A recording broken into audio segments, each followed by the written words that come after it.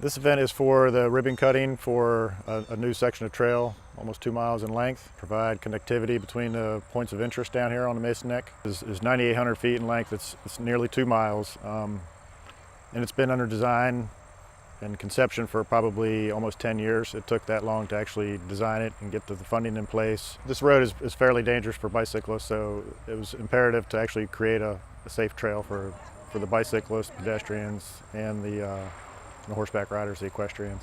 We are here to make a difference for a whole community and frankly provide an opportunity for us to get outside on a gorgeous day like today and truly enjoy, why we're on this earth, frankly, and to be here with all of you and to have ridden my bike out here this morning on the new trail, which is particularly enjoyable and one that I think we all can appreciate.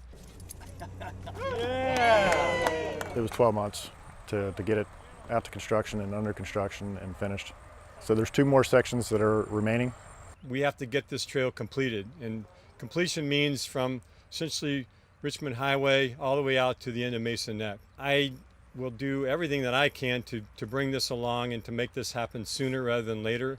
I think some of the residents have been pushing for this for the past 15, 20 years, so it's nice to see it come to fruition.